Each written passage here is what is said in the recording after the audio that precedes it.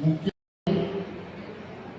ఈ ప్రాంతాన్ని అభివృద్ధి చేసి అత్యున్నత స్థాయికి ఎదిగిన రాజకీయ దురంధరులు పెద్దలు పొన్నాల లక్ష్మయ్య గారు, అన్న ముత్తిరెడ్డి యాదగిరెడ్డి అన్నకి నేను 89 సార్లు పరిచయం. ఈ వేదిక మీద ఉన్నదాకా మొట్టమొదటి అన్నమే నాకు పరిచయం.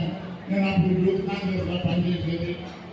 అదేవిధంగా పెద్దలు మా అన్న ఎమ్మెల్సీ రాష్ట్ర కుటుంబ సంఘం అధ్యక్షుడు ఎన్కే మల్లేశం గారు, జిల్లా పరిషత్ చైర్మన్ గారు, మున్సిపల్ చైర్మన్ గారు, ఈ వేదిక మీద ఉన్న బీఆర్ఎస్ పార్టీ ప్రజాప్రతినిధులు పేరు పేరున సమయం లేదు కాబట్టి నేను అందరికీ నా బీఆర్ఎస్ కుటుంబ సభ్యులు నా విజయం కోసం యుద్ధం చేసే యుద్ధ వీరులు మీ అందరికీ కూడా నా హృదయపూర్వక నమస్కారం.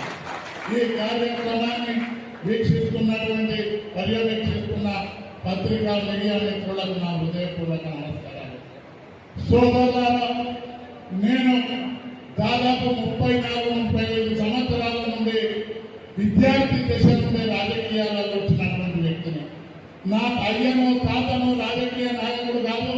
నేను సామాన్య ఒక గొర్రెల కాపరి కుటుంబం నుండి విద్యార్థి హై స్కూల్ నుంచే విద్యార్థి సంఘ నాయకుడిగా నా రాజకీయ ప్రవేశం.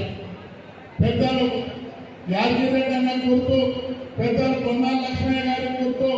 పొన్నాల లక్ష్మయ్య గారు పిసిసి ఉన్నప్పుడు నేను 8 సంవత్సరాలు ఉమ్మడి జిల్లాలో డిసిసి అధ్యక్షుడిగా పనిచేసిన.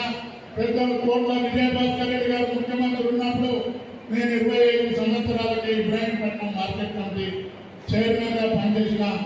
అన్ని రోజులు కాంగ్రెస్ పార్టీలో పనిచేస్తే నా టికెట్ను కూడా అమ్ముకుంటే అప్పుడు మనోవేదన చెందితే పెద్దల గౌరవ ముఖ్యమంత్రి వర్యులు నన్ను పిలిచి టీఆర్ఎస్ పార్టీలోకి ఆహ్వానించి 5 సంవత్సరాలు నేను క్రమశిక్షణతో పనిచేస్తే ఇప్పుడు నాకు ఈ అవకాశం ఇచ్చింది. కాబట్టి సోదరులారా, ఇవాళ 10 సంవత్సరాలు ఎన్నో అభివృద్ధి కార్యక్రమాలు, సంక్షేమ కార్యక్రమాలు చేస్తే మరి ప్రజల నైజం 8 రోజులు బిర్యానీ తిన్న 9వ నాడు బిర్యానీ మీద మొక్కలు కొట్టి పలుకు మెతుకుల మీద ప్రాణం ఉంచుతారు. అది మానవ సహాయం. మరి ఆ శనికావేశం రోడ్లు వేస్తే అబద్ధ మాటలు పెట్టారు. ఒక్క హామీ కూడా ఉన్న బస్సులను వేయన్నారు. కానీ ఇవాళ ఈ రాష్ట్రం భారతదేశంలోనే పంజాబ్ రాష్ట్రానికి పోటీపడి వ్యవసాయ ఉత్పత్తులు వరి ధాన్యాన్ని పండించే రాష్ట్రాన్ని ఇవాళ కరువుతో అల్లాడుతుంది.